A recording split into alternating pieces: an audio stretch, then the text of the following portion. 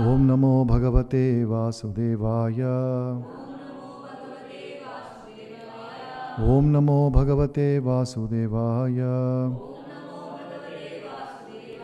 Narayanam Namaskritya Naram Chaiva Narottamam Devim Saraswatim Vyasam Tato Jayam Udirayed Nashtaprayeshvabhadreshu Nityam Bhagavata Sevaya Bhagavati Uttama Shloke Bhaktir Bhavati Naishtiki.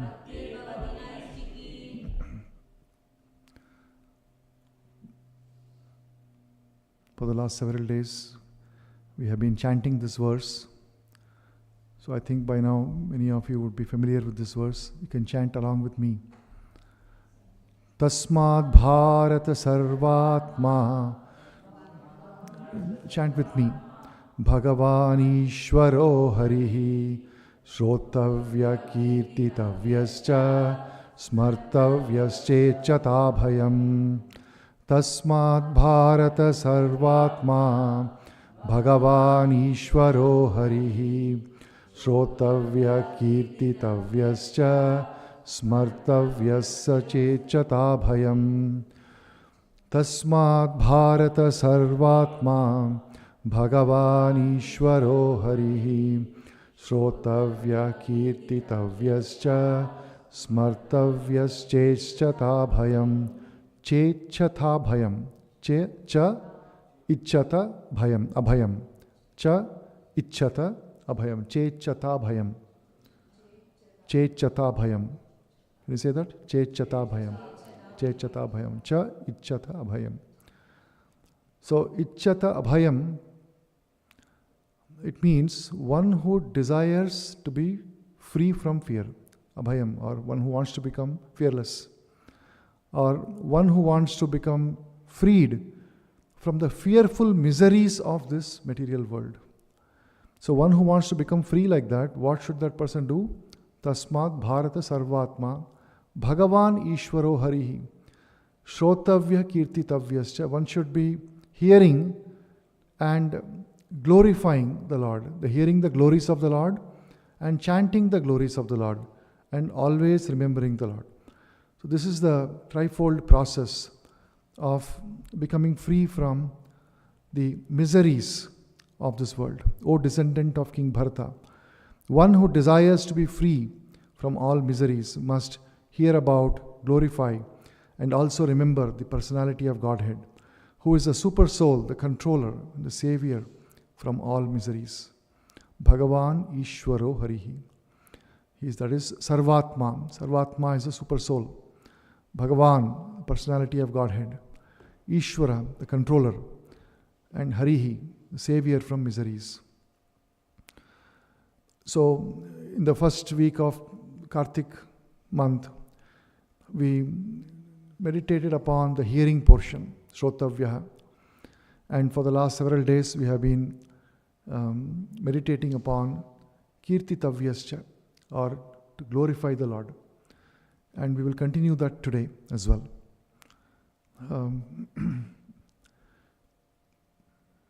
Now, the difficult part in motivating ourselves to glorify the Lord like this and to hear about the glories of the Lord, the most difficult part is that we sometimes don't qualify for the criteria given here. One who desires to be free from all miseries.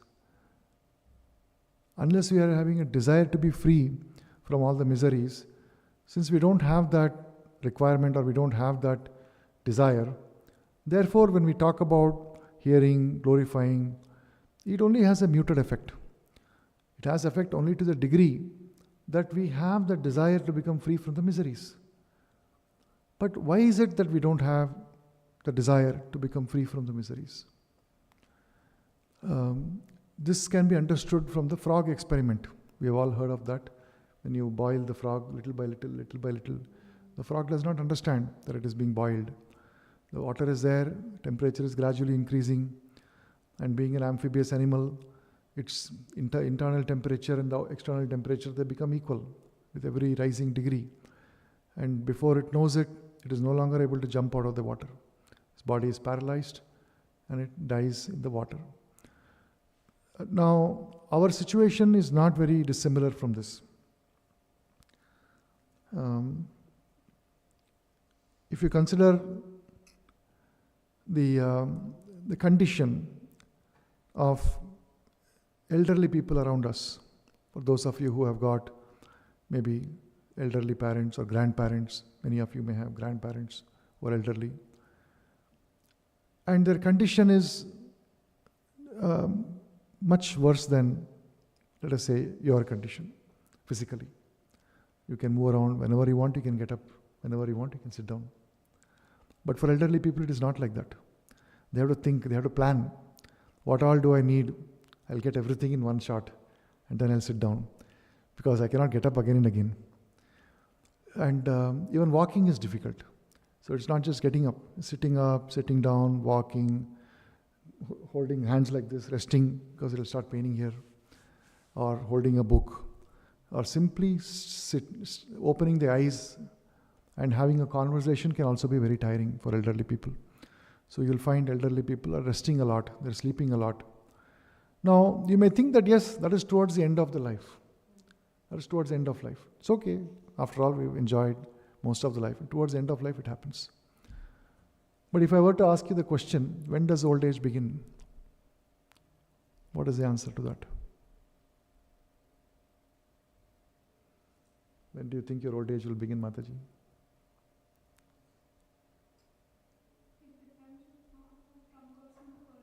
Your case. Your best guess on when you think old age will begin. According to your current, I'm not asking you to do very deep thinking. We already have these preconceived notions. It is not new. Actually, you already know when it will begin. And our whole world outlook on life is all shaped by that belief that for me, old age will begin at that far away point of time.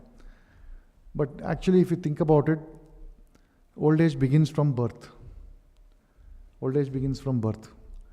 So instead of saying, let us say that nobody knows what is our life, whatever be their life, X.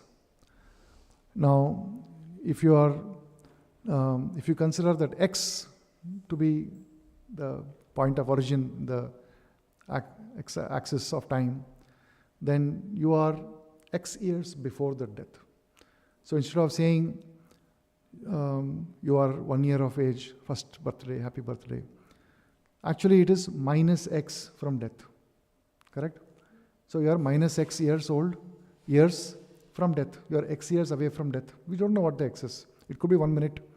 It could be 100 years. We don't know what that is. Correct?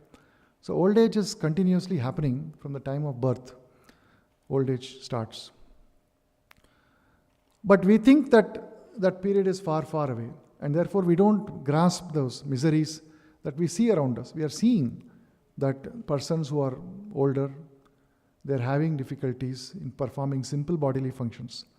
But we think that that will never happen to us. It's long, long, long way, far away. And therefore, we have really no motivation to stop that old age or aging. We don't have motivation. Sometimes those who are 16 years, 17 years, 20 years, 25 years of age, they hear slightly middle-aged people saying, oh, what will I give to become 16 again or 20 again? And they just laugh at that. They say, really, what is there to be so good? I don't see anything great about 16. Actually, 40-year-old is much better. He can earn good amount of money. He has a house. He has family. Whereas 16-year-old has no power. So 16-year-old thinks like that. And then but that 40-year-old person, he looks at the bodily ability, function, strength of senses and the agility of the body of a 16-year-old and becomes envious. But at that time, he cannot get that, whatever he does, that age, he cannot get back. But then he looks at himself and says, okay, at least I'm not 90 years of age, 80 years of age. That is long, far, far away. I have a strong life ahead of me, so much to enjoy. I can tour Europe, I can go to Asia, Singapore, so many places to see. Because that is the peak of earning potential, right? 40 to 50 years of age, people are earning money at that time. They have some savings also. So there's so much of looking forward to with all of that. So we don't see that misery that is there upon us even during that time. Forget old age. Even a 40-year-old person falls sick every year, 2-3 times a year, everyone falls sick. But that misery that we experience during sickness, we don't see it as misery. Prabhupada says, that is as per Bhagavatam, that every living entity considers his misery or suffering as, fill in the blanks. What does he see? Temporary. Yeah. It's more severe than that. Sorry? Death. Suffering is death. No. Every living entity sees his suffering as, you are saying part of life, you are saying temporary, but in Bhagavatam says enjoyment. Living entity sees suffering as enjoyment. How to understand this? How many of you are students? Many of you are students. How many of you are working? Working. Why you are not working? You are working. No? Whole day you are working. So yeah, working. You have to raise your hand. Whether you are getting money or not is different matter. Working, no? Everybody is working. So those who are students, why are you studying? To get a job, livelihood. Let's say you already had a livelihood. Let's say somebody says, no, you drop out of school and all, job I'll give you immediately. Immediately you will drop out. Like nobody wants to study actually, it is only for a job livelihood. Right? Even those who are scientists, who are scientifically inclined and want to do research, they are not interested in studying in academics. All the great scientists who have made various discoveries, they didn't do very well in school. It is not like they scored A+ in all their history, mathematics, nothing. Because they didn't find any of that interesting. Right? Those who are true scientists, real scientists, they actually want to do their own discovery, their own inventions. They are not interested in. They also consider school as misery only. But if you ask a school-going person, are you miserable in your school? No. I'm enjoying. I enjoy. Go to school, I get dressed nicely, somebody is there, friends are there. And then I go meet so many people. And then I get to hear stories about physics and all that. And so it's all nice. It's actually enjoyable. Actually, it is misery. But they're considering it as enjoyment. It is a coping mechanism. If you are actually aware of the miserable existence that we are having, life becomes very difficult. Right? We are here to enjoy this life. That is why we are here in this body. That's why we have been given the body. And so, Krishna, within our heart, he gives us remembrance and forgetfulness, both. And because we are here for enjoyment, he says, all right, here is your enjoyment. And what we are getting actually is suffering after suffering after suffering. Anybody who's going to office and working and earning, will they say that I'm enjoying? Yes, if you ask them, are you enjoying your work? Yes. Oh, such nice challenging work I get. But everybody knows that it is pain. There is nobody actually who truly enjoys their work. But if somebody asks, do you like your work? Oh, it's so exciting. You must come and join this company. It's so wonderful. We had one magazine with this theme. We have a magazine that we publish, which doesn't come out very regularly. But there was one article in that called Mystery Tent. And there is a story also that a lot of times Sadananda Prabhu relates, and Amitasan Prabhu also related the story. How a person goes in a fair, and there is a special tent in the middle of that fair. And in the tent there is anticipation. There is, it's a fair. So every tent will have something nice, mysterious. This tent is very dark and very mysterious. And there's a line of people outside. And that tent is more expensive, has a high entry fee. So people are wondering, should I go or not? Should I go or not? Then one person comes out from the tent, and then others ask him, what was your experience? He says, oh, this is a must-see. You have to go inside this tent.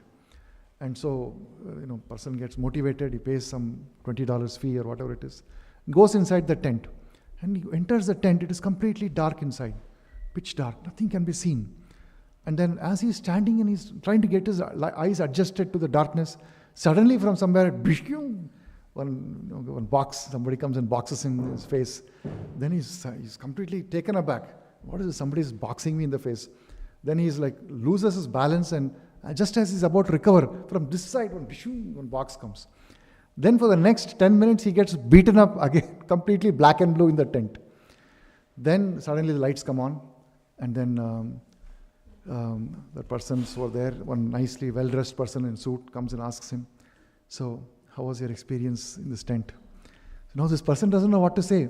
He has paid $20 to come inside, and now inside he has gotten beaten up completely.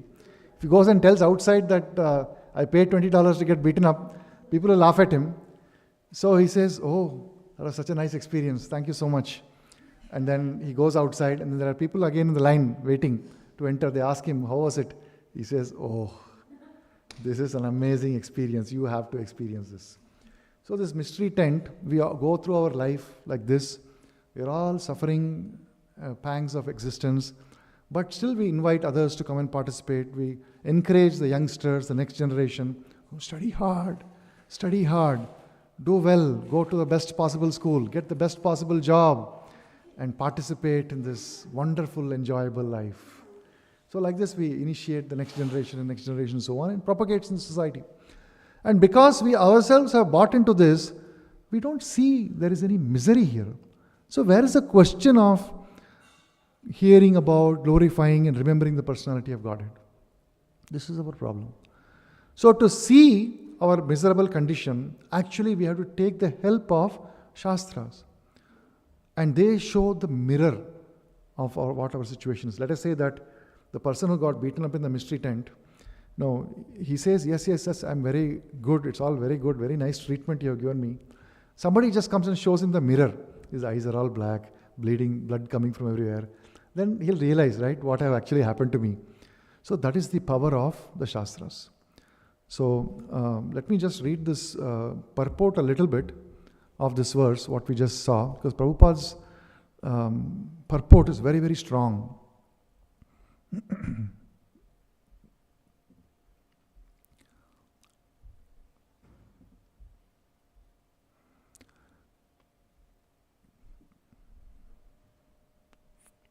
In the previous verse, that is, the purport is talking about the previous verse also, Srila Shukadeva Goswami has described how foolishly materially attached men are wasting their valuable time in improving of material conditions of life by sleeping, indulging in sex life, developing economic conditions, and maintaining a band of relatives who are to be vanquished in the air of oblivion. See, whomever we know right now, 100 years from now, will anybody exist? We ourselves won't exist. All those who are encouraging us in pursuing a life of material gratification, none of them will exist. Those who encourage us, those who discourage us, none of them will exist.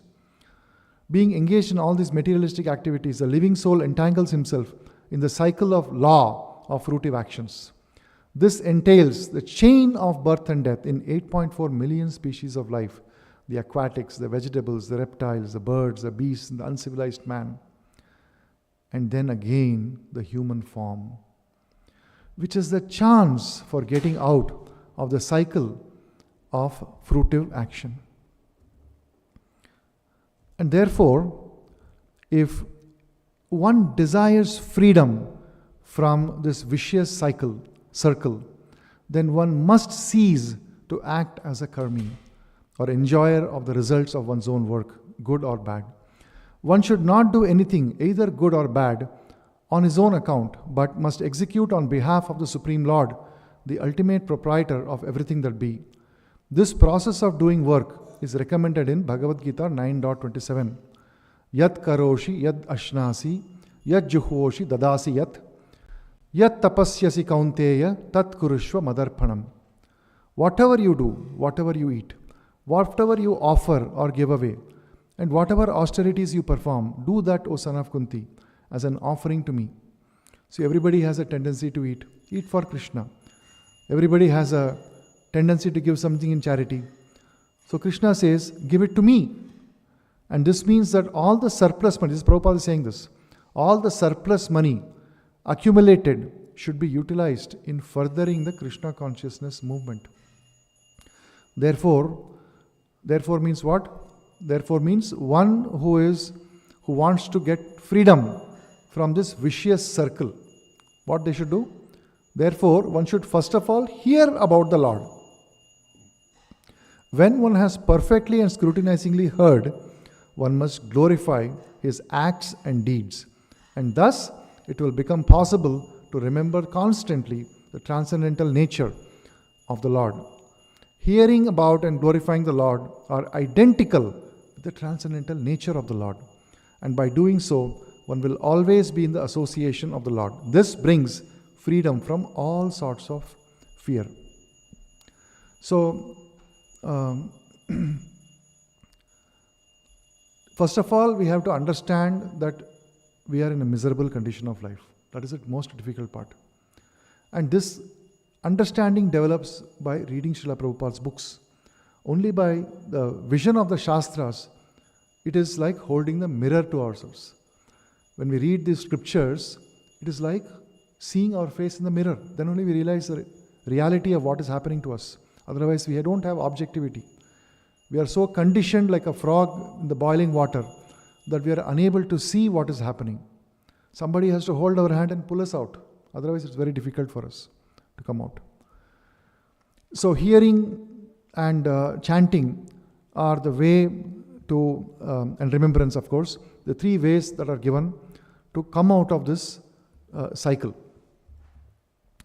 Now, there is one wonderful instance in Bhagavatam where there is a person in distress, and this person in distress spontaneously starts chanting the glories of the Lord.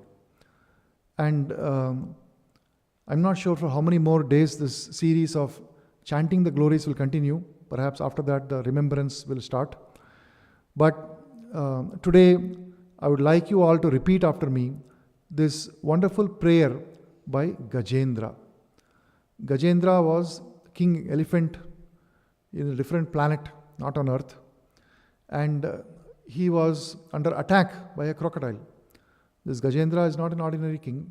Very, very, very powerful king with a very big herd. And everybody was very much devoted to this king. But when he was attacked by the crocodile, nobody could come to his rescue. They all tried, all his many wives that he had, many brothers, and many other subjects, very powerful king elephants themselves. They all tried to rescue him, but crocodile is powerful in water. And this elephant, king elephant, Gajendra, had gone to take his bath, and he was sporting about in the water, just as we go about our lives. Sometimes trying to have nice time with friends, family, and co-workers. We are thinking, oh, life cannot get better than this. I'm in the company of my friends, my well-wishers. So nice. Suddenly the crocodile of time comes and bites us. You can never tell when it happens. And no matter how hard you fight, and a person may be very, very proud of his abilities, but when the time comes, it is not possible for us to defeat the force of time. When Gajendra was similarly attacked by the force of time, the form of a crocodile, he immediately, after having fought, not immediately, he was very proud of his strength. And he was fighting for 1,000 years as per the time of that planet. And after that, his strength started going away. He started bleeding very profusely. The whole river was full of blood. He knew, I'm not going to live for long. And suddenly he remembered, the Lord in the heart gives us remembrance and forgetfulness. So the Lord gave him the remembrance to chant and glorify. So you see, even if he wanted to glorify the Lord, it is not possible without being given that intelligence and remembrance by the Lord. So just because we are able to hear and glorify does not mean that it is coming by our own effort. Actually, it is only by the mercy of the Lord that we are able to hear about the Lord and glorify the Lord. And that mercy of the Lord manifests in the form of the mercy of the pure devotee of the Lord. So how do we know that? Praptasya kalyana gunarnavasya. So the ocean of mercy of the Lord is taken up and evaporated by the pure devotee, and then he comes to the parched dry land where there is forest fire, and then he pours torrential rainfall. So our life is like that forest fire, and the spiritual master is taking that ocean water from the ocean of mercy and then is giving it to us. So the mercy belongs to the Lord, but it is distributed by this pure devotee, by the spiritual master. So by the mercy of the Lord, he was able to remember his wonderful prayers, please repeat after me. Shri Gajendra Uvacha Om Namo Bhagavate Tasmai Yata Etat Chidatmakam Purushayadi Bijaya Pareshaya Bhidhimahi. I think it is not projected here. Sorry, let me project this. Shri Gajendra Uvacha Om Namo Bhagavate Tasmai Yata Etat Chidatmakam Purushayadi Bijaya Pareshaya Bhidhimahi. Shri Gajendra Uvacha Om Namo Bhagavate Tasmai Yata Etat Chidatmakam Purushayadi Bijaya Pareshaya Bhidhimahi. So Gajendra, the king elephant, he is praying to the Lord. This is the first verse and this is of a series of wonderful prayers in which he is directly glorifying the Lord, but he doesn't name the Lord even once. He doesn't name the Lord. He doesn't say Lord Krishna. He doesn't say that. But he prays to the Lord by the transcendental qualities of the Lord. He glorifies the Lord by the qualities of the Lord, and the prayer reaches the Lord. And then the Lord, at the end of this prayers, the series of prayers, the Lord comes down, seated on a celestial Garuda.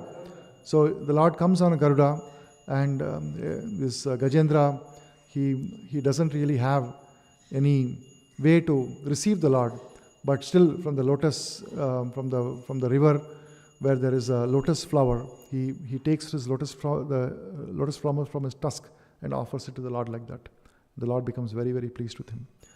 So this Gajendra's prayers are wonderful prayers, and here the beginning, the first prayer that he is chanting, Om Namo Bhagavate Tasmai Yata Eta Chidatmakam Purushayadi Bijaya Pareshaya Bhidhimahi.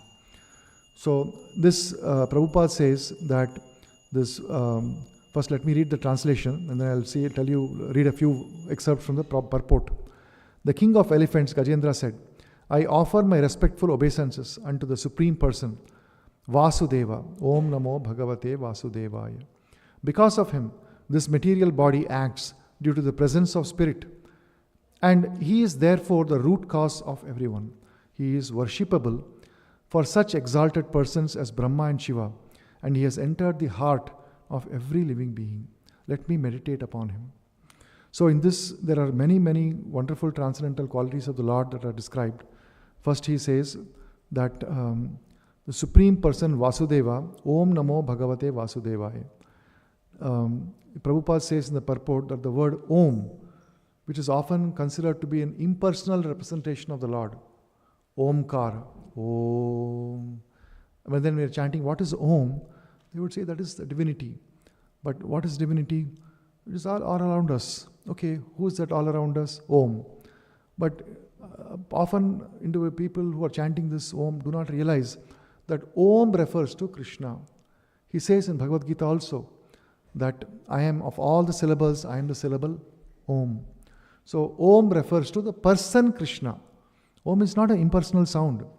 When you say Om, you are actually invoking Krishna, the person. The same Radha Damodar here, Damodara, same person, two-handed Krishna form is what you are invoking when you say Om. And that Om, why we know he is a person? Because the word Om is invoked here, and he is referred to as Purushaya in this verse. Purusha. Purusha means a person. Om Namo Bhagavate Tasmai. But then in the third line, if you say Purushayadi Bijaya. And then he is referred to this word. There is a phrase that is used, Chidatmakam. And Prabhupada says that this is a very significant phrase. Prabhupada is saying the material body certainly consists only of material elements, right? If you see this body, what is it made of? Earth, water, fire, ether, air, Correct? Panchabhutas is made of material elements. But, so all of our bodies, material body. Correct?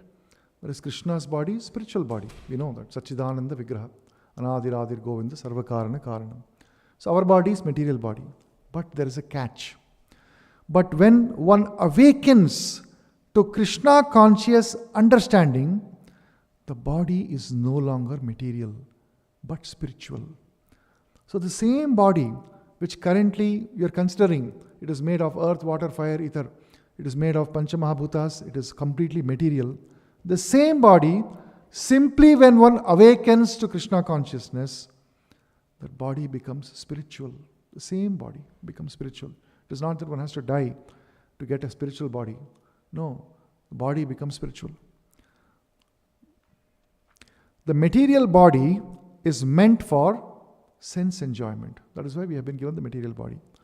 Whereas the spiritual body engages in the transcendental loving service of the Lord.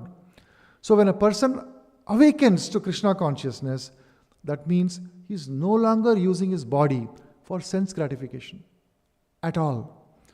100%. When it's 100% utilized for the service of Krishna, that means he has awakened to Krishna consciousness.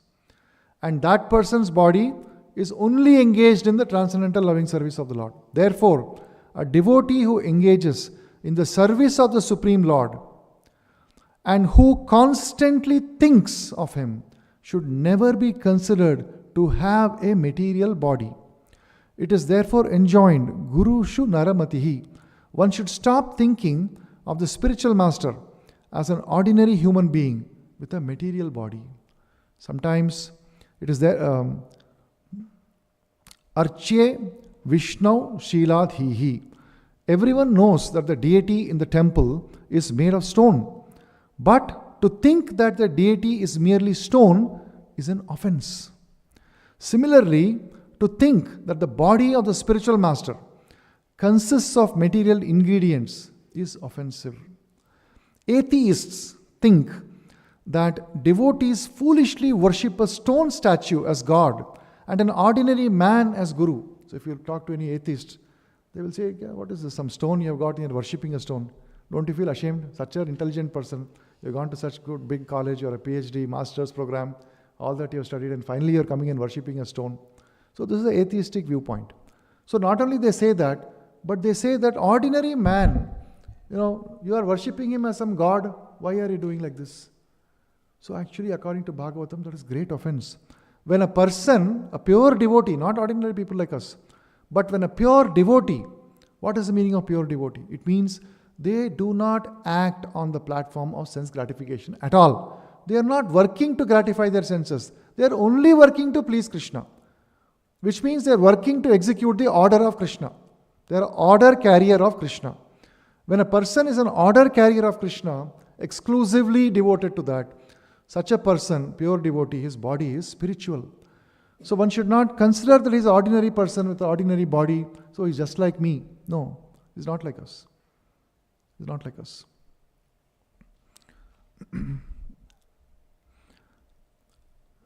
Atheists think that devotees foolishly worship a stone statue as God and an ordinary man as the Guru. The fact is, however, that by the grace of Krishna's omnipotence, the so-called stone statue of deity is directly the Supreme Personality of Godhead, and the body of the spiritual master is directly spiritual. A pure devotee who is engaged in unalloyed devotional service should be understood to be situated on the transcendental platform. Sagunan samati tyaitan brahma bhuyaya kalpate. There is a verse in Bhagavad Gita.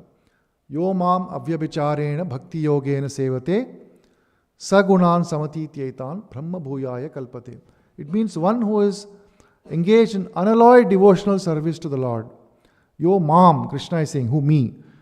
So Krishna says, one who is engaged in unalloyed devotional service to me, Sagunan samati tyaitan, he has transcended the modes of material nature. Brahma bhuyaya kalpate, he is completely situated on a spiritual platform. So his body is also considered to be spiritual. His activities, his everything, nature, everything is considered to be 100% spiritual. Let us therefore offer our obeisances unto the Supreme Personality of Godhead, by whose mercy so-called material things also become spiritual when they are engaged in spiritual activity. Just consider this wonderful quality of the Lord. Just consider this wonderful quality of the Lord. Ordinary thing, this desk, wood, just a piece of wood. But when this wood is used in the service of the Lord, this becomes 100% spiritual. 100% spiritual. It's not ordinary material. It's not ordinary matter. And therefore this temple, this structure, what is this? It is just, after all, some wood and paint and tiles, marble, stone. That's all it is. If it is kept outside to create some restaurant or some hotel or some movie theater, it is material. But when the same matter is used to construct a temple, it becomes spiritual. How is this happening? It is happening through the omnipotence of the Lord. Let us therefore offer our obeisances unto the Supreme Personality of Godhead, by whose mercy the so-called material things also become spiritual when they are engaged in spiritual activity. Therefore, this is a very important principle and teaching of Srila Prabhupada. It's very distinct, very difficult to get this understanding. That simply by engaging all our possessions, whatever possession we may have, you have a simple shirt, you wear the shirt and come to the temple. That shirt is helping you serve the Lord. That shirt becomes spiritual. So the things that we possess, ordinary things that we possess, when we engage them in the service of the Lord, they become spiritual. That's a very powerful thing. There is no difference between the Supreme Personality of Godhead Vasudeva and Omkara, Pranava Mantra. We should be careful to understand that Omkara does not indicate anything formless. Indeed, this verse immediately says Om Namo Bhagavate, Bhagavan is a person, and thus Omkara is a representation of the Supreme Person. Now, there is one more word in this verse that we just chanted, and that verse is Pareshaya Abhidhimahi. Pareshaya. There are two different words, Pareshaya, Abhidhimahi. Abhidhimahi means, let me offer my humble obeisances. Pareshaya, what does Pareshaya mean? So, Para Ishaya. Pareshaya means, he is a person unto whom Lord Brahma and Lord Shiva are also offering obeisances to. That's what Pareshaya means.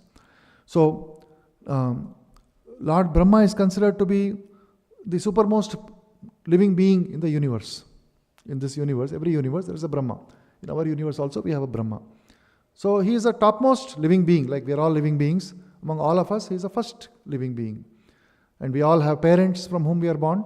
Actually, Lord Brahma does not have any parent. He was directly appeared from Vishnu himself. So, even that Brahma, who is the first created being, is always offering obeisances to the Supreme Lord. And similarly, Lord Shiva.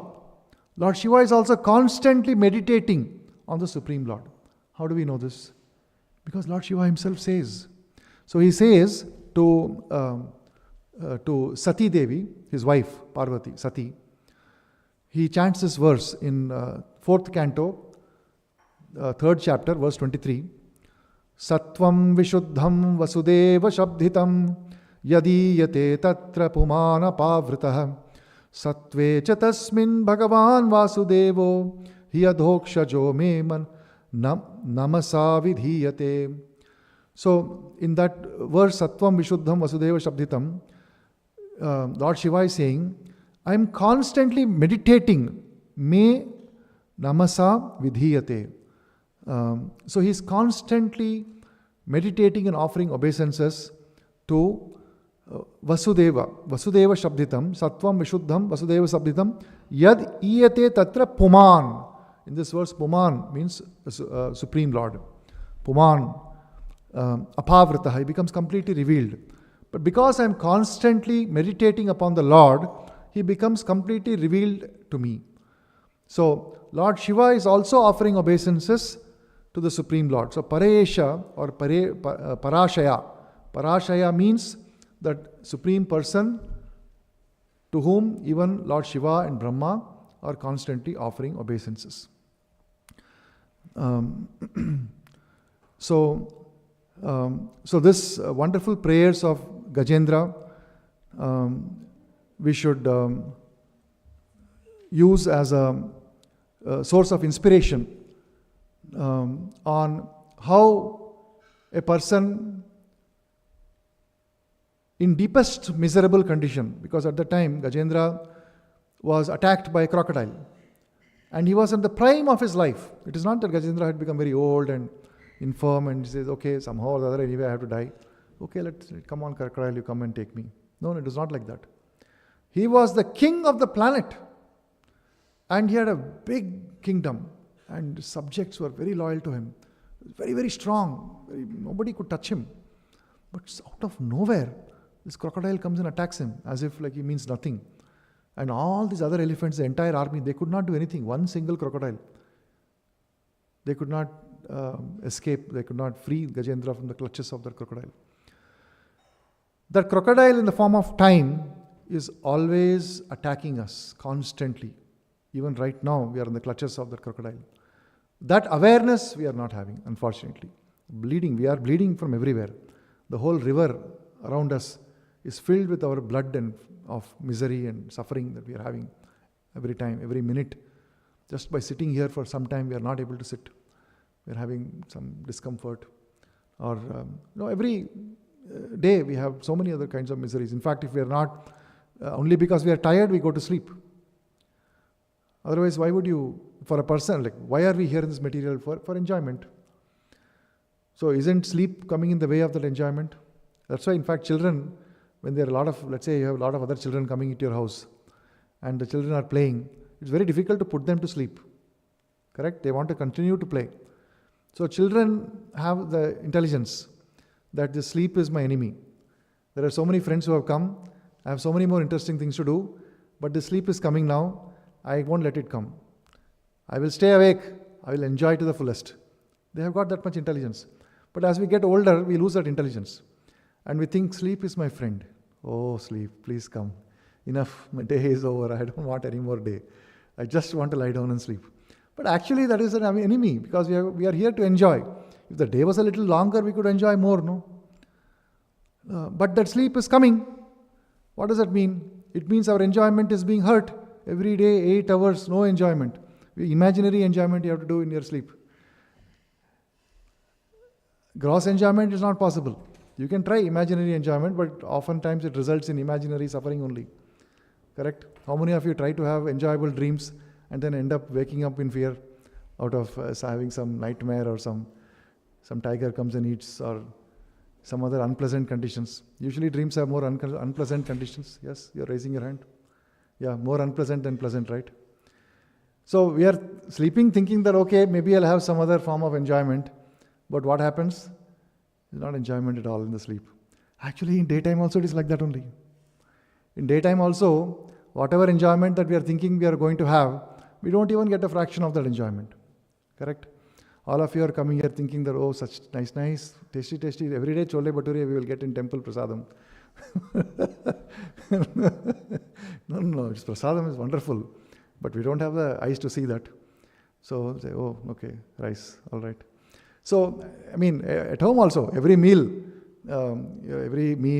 every kind of enjoyment, every smell, every sight, you want it to be the best possible sight, the best possible meal, the best possible smell, the best possible song. But do we get that every time? No. We are constantly chasing that. Like Mrigatrishna, we are constantly thirsty, chasing. But we are not getting that. And that misery, we are therefore attacked by the crocodile of time in the form of misery constantly. You're simply not able to see it. So if we put ourselves in the shoes of Gajendra and realize the kind of suffering that we are having, then we can understand that, yes, I need to get out of this misery. Then by the grace of the Lord, by the mercy incarnation of the Lord, by the mercy of the Lord that is manifested externally as our spiritual master, through the mercy of the spiritual master, we can see, like in the mirror, how miserable my life is.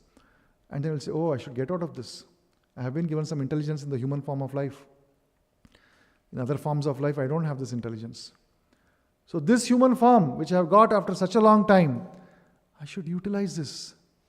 and try to get out of this miserable condition. And the formula has been given to us. What is the formula? Tasmat Bharata Sarvatma Bhagavan Ishvaro Hari Shrotavya Kirtitavyascha Smartavyascha Bhayam.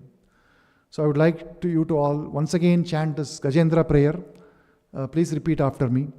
Shri Gajendra Uvacha Om Namo Bhagavate Tasmai Yata Etacchidatmakam Purushayadi Bijaya Pareshaya Vidhimahi.